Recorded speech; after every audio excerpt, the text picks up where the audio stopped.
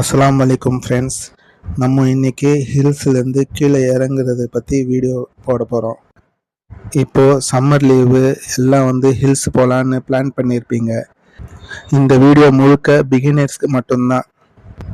இந்த video hills இதே 2 சாப்டராக பிரிச்சிருக்கோம். ஒன்று ஹில்ஸில் ஏறுறது பற்றி, இன்னொன்று ஹில்ஸ்லேருந்து இறங்குறது பற்றி. ஆனால் இந்த வீடியோவில் பார்க்க போகிறது நம்ம ஹில்ஸ்லேருந்து இறங்குறது பற்றி தான் பார்க்க போகிறோம். நம்ம ஹில்ஸ்லேருந்து இறங்கும் போது கியரில் தான் இறங்கணும்.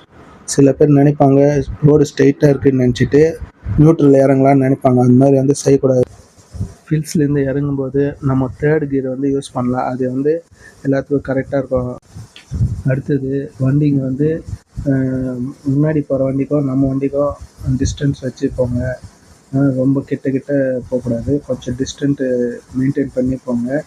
அடுத்தது ஓவர்டேக் பண்ணணுன்னு ஓவர்டேக் பண்ணணுன்னு நினைக்காதீங்க. கொஞ்சம் முடிஞ்ச அளவுக்கு வண்டியை ஃபாலோ பண்ணியே போங்க. அதே மாதிரி டேர்னிங்கெல்லாம் கொஞ்சம் ஹாரன் யூஸ் பண்ணிங்க. இப்போ பார்த்தீங்கன்னா ஒரு டேர்னிங் வருது. இப்போ பாருங்கள், ஹாரன் அடிச்சுட்டு வண்டி வரும் பாருங்கள்.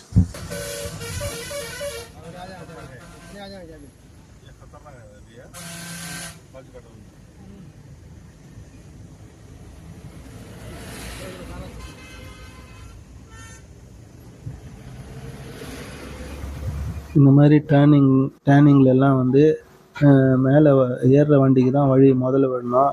அதனால் சவுண்டு கேட்டிங்கன்னா கொஞ்சம் ஓரமாக நிறுத்திங்க. பெரிய வண்டிங்கெலாம் போயிட்ட பிறகு நீங்கள் கீழே இறங்கும்போது ஈஸியாக இருக்கும். அதே மாதிரி மேலே ஏறுற வண்டிக்கு தான் முதல்ல வழி விடணும். அவங்களுக்கு மேலே ஏறும்போது கஷ்டமாக இருக்கும் இல்லைங்களா? அதனால் அவங்களுக்கு வழி விட்டுடணும், ஃப்ரீயாக ஏறுற மாதிரி. நம்ம கீழே இறங்குற வண்டி ஒன்றும் கஷ்டம் இருக்காது. அதனால் நம்மளுக்கு ஈஸி தான். அதனால் முதல்ல அவங்க வழி விட்டுடலாம். ஓகே ஃப்ரெண்ட்ஸ், லைக் பண்ணுங்கள், ஷேர் பண்ணுங்கள், மறக்காமல் சப்ஸ்கிரைப் பண்ணுங்கள். Thank you friends.